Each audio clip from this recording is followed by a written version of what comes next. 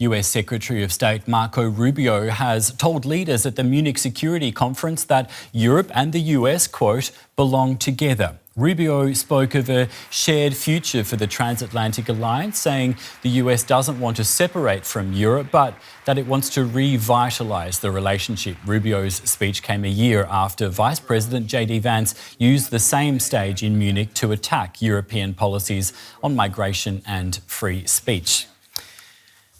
With his rather different tone, Rubio still emphasised what he said was the need for changes in the relationship.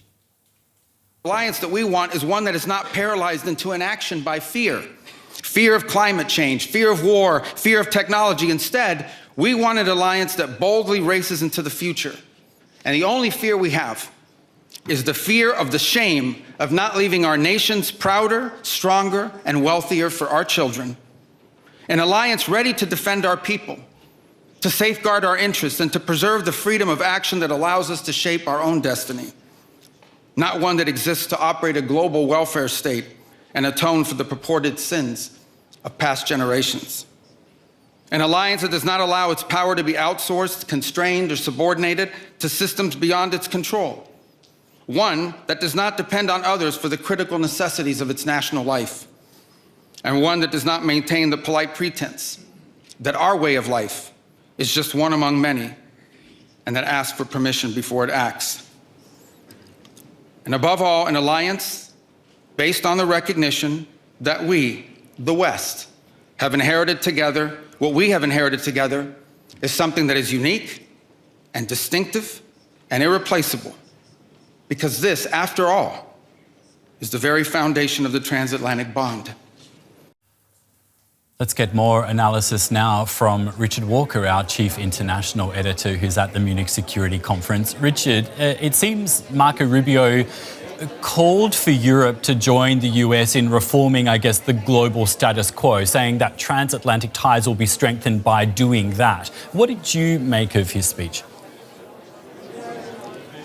Yeah, so, Jared, there was a lot of talk of kind of sighs of relief. We talked about this just after the speech, right, that the chairman of the Munich Security Conference, Wolfgang Ischinger, who's been through many of these conferences, and of course remembering that big bombastic speech by JD Vance, the vice president last year, which was really almost like, went down like an announcement of a culture war between the US and Europe, that this time the Rubio's message was much kind of almost like warmer in its tone. It was really trying to kind of pull on European heartstrings to try to create a sense of common purpose and to create almost like a kind of a unified theory that links sort of security to a different idea of what the West really is. But I think, you know, a lot of people here do seem to be pretty relieved that it was not guns blazing like JD Vance. But I think when you listen more closely to what Rubio was saying, there was an awful lot of the kind of Trumpian view of nation that was going right through his speech. And one word that came out over and over again was the word civilization. I managed to do a transcript of the speech and search for the use of the term civilization 12 times in the speech. Marco Rubio referred to this idea of civilization. So I think what he appears to be doing here is to try to create a kind of a Trumpian narrative of what the West actually is, and something that pulls on the heartstrings as much as the idea of nation and MAGA, you know, America first.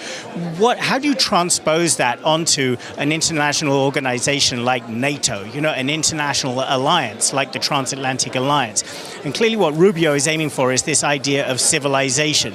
But I think a lot of undertones within that. You know, Rubio thinks very much about the competition between the United States and China. China always refers to itself as a civilization. So this idea of the West maybe potentially gearing up for a deepening Cold War with China, but also pervading a lot of what Rubio was saying was very much a similar message to what JD Vance said last year about opposing immigration, opposing what he referred to as a climate cult, and basically thinking that you know, it's kind of applications of national power, perhaps through a joint effort through NATO.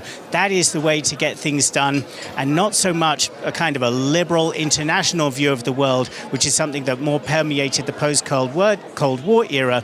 And that, though, is really the motivating idea behind the European Union.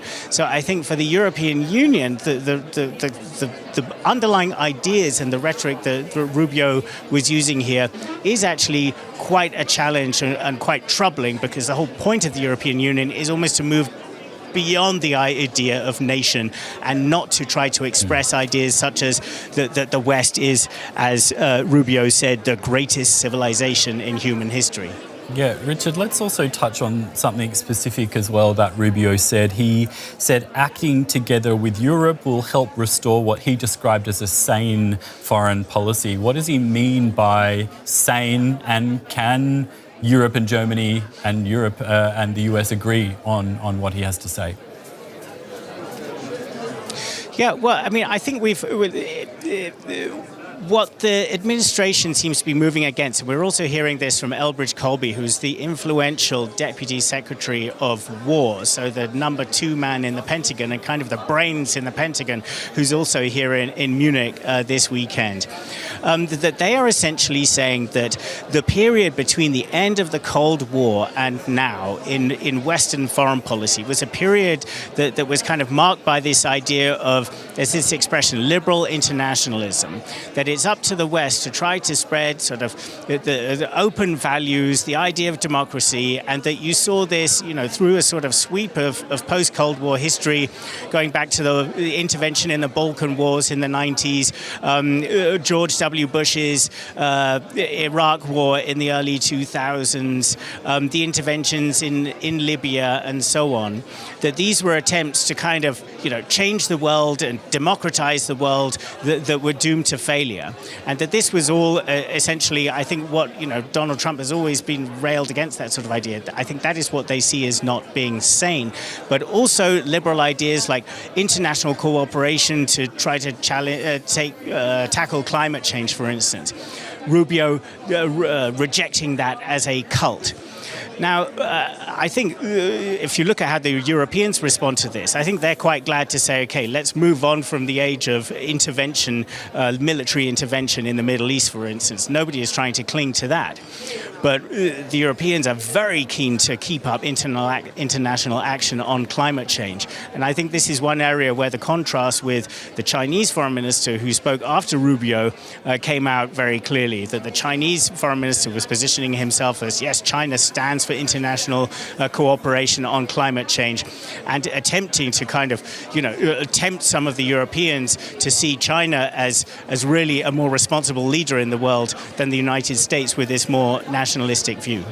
That's our Chief International Editor, Richard Walker, speaking to us from the Munich Security Conference. Richard, thanks so much for all of that.